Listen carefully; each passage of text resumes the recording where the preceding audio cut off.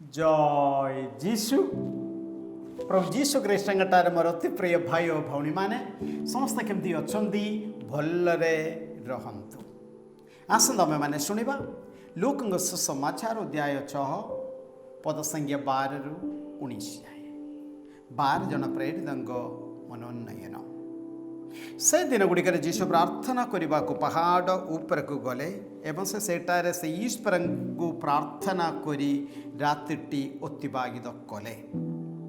प्रभात गला पर से तांगर शिष्य मान को निज पाक को डाकी से मध्यरु 12 जन को मनोनीत कले और से को प्रेरित आज्ञा देले। Praise the Lord.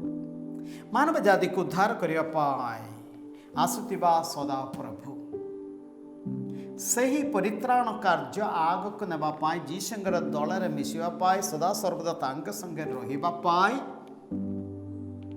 आउ तांगर स्वर्गारोहण परे मंडली को आग को नेबा पाई से दायित्व रे थिबा 12 जन को जो मनुष्य जाति को से उद्धार करने पाई आसले से मान भितर आंभमान भितर 12 जन को जीशु डाकिले।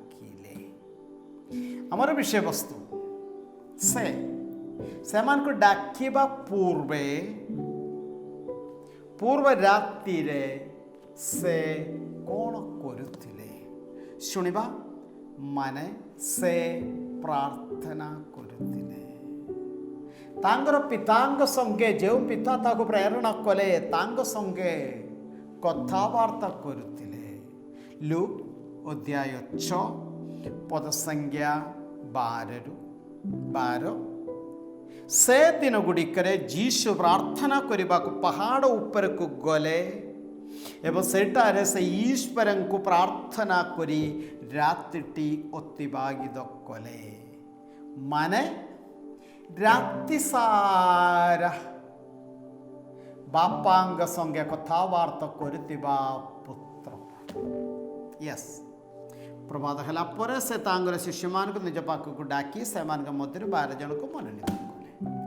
माने यही प्रकाश जीवन रे से करुतिबा बड़ गोटे कार्य पूर्वे प्रभु जीशु निजे ईश्वर पुत्र निजे बापा कह बापा तुमर पुत्र शुणुची बोली प्रार्थना रे से कले।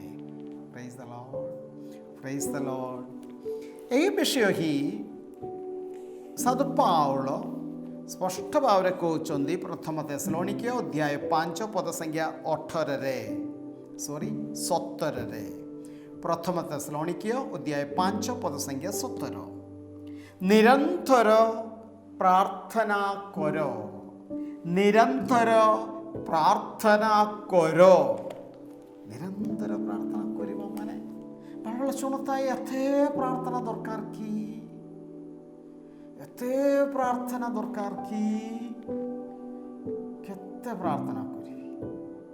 यस बेलबल मुझे को पचारे भाई तुम्हारा बयस केते 50 वर्ष प्रत्येक दिन प्राय 3 मील खाऊँ ना आप। यस केवल भावुला कि आउ 50 वर्ष मु खाइली आहरी मु खाइबी ना मत मास पाए 2 मास पाए मु खाइबी नहीं बोली कहे कि नहीं तो। यस समान समान निरंतर प्रार्थना करो। मोर भाई भौणी माने ईश्वर पुत्र जीशु निचे से करुतिबा से कार्य पूर्वे प्रेरित मान को बाचिबा से कार्य पूर्वे तांगर बापांग निकट रे राति सारा बसिकी प्रार्थना कर। आमे तो बेसी स्मार्ट बारंबार आमे भावुचु प्रार्थना न कले भी चलिबो। मने करो मोर माँ बापा माने आपण मानंगर सही झील को विभिन्न बहुत प्रस्ताव गुड़िक आसुची। यस को पुओ आपणकर से झील पाई उपयुक्त हेबो बोली आपण माने लोक मान को पचारि ए लोक को पचारि से लोक को पचारि गाँव पचारि सब। मोर प्रश्न କୁହ ପ୍ରଭୁ, ତୁମର ଦାସମାନେ ଆମେ ଶୁଣୁଛୁ, ଆମର ଝିଅ ପାଇଁ ଉପଯୁକ୍ତ ଝିଅ ପୁଅ କିଏ? କୁହ ପ୍ରଭୁ ବୋଲି କହିକି ଆପଣମାନେ କେତେ ସମୟ ପ୍ରଭୁଙ୍କ ଚରଣ ତଳେ ବସୁଥିଲେ? ୟେସ୍, କାହିଁକି ଆଜିକାଲି ବହୁତ ପରିବାର ଗୁଡ଼ିକରେ ଅଶାନ୍ତି ଘଟୁଛି। ବାରମ୍ବାର ମା ବାପା ମାନଙ୍କ ଠାରୁ ମୁଁ ଶୁଣେ, ସେ ପୁଅ ଆମର ଝିଅ ପାଇଁ ଉପଯୁକ୍ତ ନଥିଲା। ୟେସ୍, ସେ ଝିଅ ଆମର ପୁଅ ପାଇଁ ଉପଯୁକ୍ତ ନଥିଲା। ତାପରେ ତାକୁ ବାଛିବା ପରେ ପ୍ରଭୁଙ୍କ ପଦେ ପଚାରିଲ କି? ୟେସ୍, ପିଲାର ମ୍ୟାଟ୍ରିକ୍ ସରିଲା, +2 ସରିଲା, ଉଚ୍ଚ ଶିକ୍ଷା ପାଇଁ ବଡ଼ ସେ ସହରକୁ ପଠାଇଲେ, ଭୁବନେଶ୍ୱର। ୟେସ୍, ବଡ଼ କଲେଜ, ସବୁ ବର୍ଷେ 2 ବର୍ଷ ହେଲା ପାଠ ପଢ଼ାର ଅବହେଳା ହେଲା। ସବୁ ପ୍ରକାର ବର୍ତ୍ତମାନ ସବୁଆଡ଼େ ଦୌଡ଼ୁଛି, ପ୍ରଭୁ ଡାକୁଛି, ପ୍ରଭୁ କିଛି ନା କିଛି ମୋର ପୁଅ ପାଇଁ କର। ପ୍ରଭୁ ଆଜି ଆପଣମାନଙ୍କୁ ପଚାରୁଛନ୍ତି, ତୋ ପୁଅକୁ ଭୁବନେଶ୍ୱରକୁ ପଠାଇବା ପୂର୍ବେ ପଦେ ମୋତେ ପଚାରିଲୁ କି? ପ୍ରାର୍ଥନାରେ। ୟେସ୍, ଜୀବନରେ ବଡ଼ ଆଉ ସାନ ପ୍ରତ୍ୟେକ ନିଷ୍ପତ୍ତି ପୂର୍ବେ ପ୍ରଭୁଙ୍କ ଚରଣ ତଳେ ବସିବା ଦରକାର, ପ୍ରଭୁଙ୍କୁ ପଚାରିବା ଦରକାର। ମୋର ଭାଇ ଓ ଭଉଣୀମାନେ, ଏଥିରେ କୌଣସି ସନ୍ଦେହ ନାହିଁ। ଭଲ ଗୋଟିଏ ପାପ ସ୍ୱୀକାର କରି ପବିତ୍ର ବଳିରେ ଯୋଗ ଦେଇକି 4-5 ଦିନ ଦିବ୍ୟ ପ୍ରସାଦ ସାମ୍ନାରେ, ଯେଉଁ କ୍ୟାଥୋଲିକ ଗିର୍ଜା ଗୁଡ଼ିକରେ ଦିବ୍ୟ ପ୍ରସାଦ ଅଛି, ଯାଇକି ବସନ୍ତୁ। ପ୍ରଭୁ ଏ ବିଷୟରେ ଆମକୁ କିଛି ଉତ୍ତର ଦିଅନ୍ତୁ। ନିଶ୍ଚୟ ପ୍ରଭୁ କଥା କହିବେ। ଆଚ୍ଛା, ଏବେ ଗୋଟିଏ ବିଷୟବସ୍ତୁ ଆସିବ। କେତେ ପ୍ରାର୍ଥନା କଲେ ମଧ୍ୟ କାହିଁକି ଆଉ ଥରେ ଆମେ ଏତେ ମନେ କରିବା ସପ୍ତାହ ଗୋଟିଏ ବିଷୟରେ ପଚାରିକି ପ୍ରଭୁଙ୍କ ଚରଣ ତଳେ ଯାଇକି ବସିଲେ, ହେଲେ ମଧ୍ୟ ପ୍ରଭୁ ଠିକ୍ ଉତ୍ତର ଦେଉନାହାନ୍ତି। ସପ୍ତାହଟି ପ୍ରଭୁଙ୍କ ଚରଣ ତଳେ ବସିଲା ପରେ ଯାହା ମନକୁ ଆସୁଛି କରନ୍ତୁ, ଯେକୌଣସି ବିଷୟରେ। ତାପରେ କ'ଣ ହେବ? ପ୍ରଭୁଙ୍କୁ ପଚାରିଲେ ତ ବାଇଚାନ୍ସ କିଛି ଭୁଲ ହେଲେ ତାର ଦାୟିତ୍ୱ ସଦା ପ୍ରଭୁ ନେବେ। ୟେସ୍, ଯାହାଦ୍ୱାରା ଆମେ ପ୍ରଭୁଙ୍କ ଚରଣ ତଳେ ଆମେ ବସୁଥିଲୁ, ପ୍ରଭୁଙ୍କୁ ଆମେ ପଚାରିଥିଲୁ। ଏହା ଆମକୁ ଦରକାର। ମା ବାପା ମାନେ ଏ ବିଷୟ ପିଲାମାନଙ୍କୁ ଶିଖାନ୍ତୁ। ସେମାନଙ୍କୁ କେବଳ ଖାଦ୍ୟ, ପାଠ ପଢ଼ିବା ପାଇଁ ସୁବିଧା, ଡ୍ରେସ୍ କିଣିକି ଦେଲେ ହେବ ନାହିଁ। ଜୀବନରେ ବଡ଼ ଆଉ ସାନ ଯେକୌଣସି ନିଷ୍ପତ୍ତି ନେବା ପୂର୍ବେ ପ୍ରଭୁଙ୍କ ଚରଣ ତଳେ ବସି ଘଣ୍ଟେ ଦିନେ ବସି ପ୍ରଭୁଙ୍କର ପରାମର୍ଶ ନେବା ନିହାତି ଦରକାର। କାହିଁକି ସେ ହେଉଛନ୍ତି ସ୍ୱର୍ଗମଧ୍ୟ ସ୍ରଷ୍ଟା, ସର୍ବଶକ୍ତିମାନ ସଦା ପ୍ରଭୁ। ସେ ଆମ୍ଭମାନଙ୍କ ପାଇଁ ଗୋଟେ ଯୋଜନା ତିଆରି କରିଛନ୍ତି। ଜୀବନର ବିଜୟ ମାନେ ପ୍ରଭୁ ଆମ୍ଭମାନଙ୍କ ପାଇଁ, ମୋ ପାଇଁ କରିଥିବା ଯୋଜନା ଅନୁସାରେ ସେ ରାସ୍ତାରେ ଆଗକୁ ଯିବା। ତା ପାଇଁ କାହାକୁ ପଚାରିବାର ଅଛି? ତାକୁ ପଚାରିବାର ଅଛି।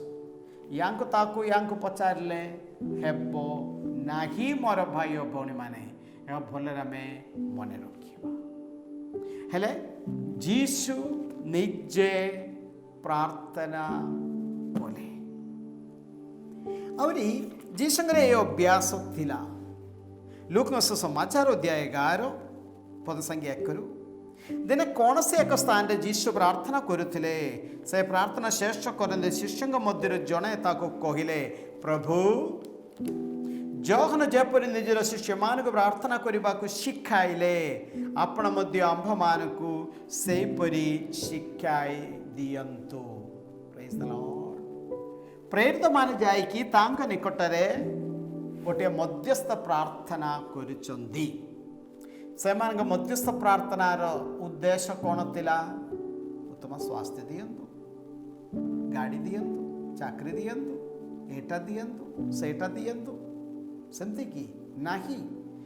ପୁଣି ଥରେ ଶୁଣନ୍ତୁ, प्रार्थना करितिबा जीसु को देखिकी प्रेरित माने जाइकी तांग निकटरे अनुरोध कले, प्रभु आमको प्रार्थना करिबा पाए सेपरी आंभमान को शिखाई दियंतु। प्रार्थना करिबा को आमर गोटे मध्यस्थ प्रार्थना कहबार अछि, प्रभु केमती प्रार्थना करिबा बोले हमको जଣା नाही।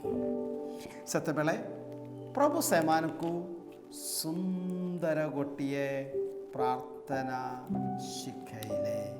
मैं जानू छु बारंबार हमें से प्रार्थना में प्रार्थना करूछु बोली कहले हेबो नाही, पाठीर में कहूछु। मातिक समाचार अध्याय 6 पद संख्या 9 हे आंभमानंगर स्वर्गस्थ पिता तुम्बर नाम पूजिता हेउ, तुमर राज्य आसु जेपरी स्वर्गरे सेपरी मर्त्यरे तुमर इच्छा पूर्ण हेउ। आज आंभमान को आमर दैनिक आहार दियो। आंभे माने जेपरी निजर अपराधी को क्षमा करू, तुम्हें सेपरी आमर अपराध क्षमा करो। प्रलोभनाड़ को आंभमान को छाड़ नहीं एवं मंतरु आमको रक्षा करो। सुंदर प्रार्थना। यस मोर भाई और भौणी माने आम जीवन में प्रार्थनार गोटे भूमिका अच्छी।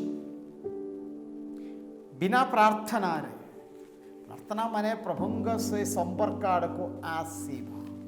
मु जने सर्वसाधारण जने व्यक्ति नुहे, स्वर्गमध्य सृष्टा सर्वशक्तिमान सदा प्रभु मत सृष्टि करिचंदी। से सदा प्रभु मो पाई तांग जीवनी बलि दे अचंदी। से मो पाई गोटे योजना तैयारी करिचंदी। ता अनुसार वर्तमान मु एटी अछि।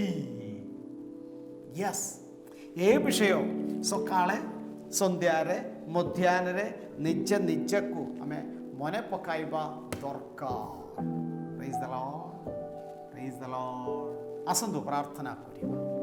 धन्य धन्य प्रभु परमेश्वर तुम दयारे तुम पवित्र वाक्य माध्यम रे तुम आंभमान को शिखैल प्रभु प्रार्थनार आवश्यकता विषय। प्रभु आज दिन आम एतिक आग मागुचु प्रभु निश्चय आमर प्रलोभन अच्छे एटा मागिबा सेटा मागिबा सबकि किंतु तुम प्रेरितमान को अनुकरण करी आज आम एतिक मागुचु प्रभु प्रार्थना करने को आंभमान को शिखा प्रभु। प्रार्थना पाई गोटे निर्दिष्ट जहाँ गोटे समय रखापी प्रत्येक दिन किसी ना कि विशेष कर रविवार दिन गुड़िक 4-5 घंटा प्रार्थना पाए पारिश को जावाई प्रभु जमी प्रार्थना बढ़ापी से अनुग्रह से आशीर्वाद आंभमान को दियंतु बोली आम प्रार्थना करुचु प्रभु।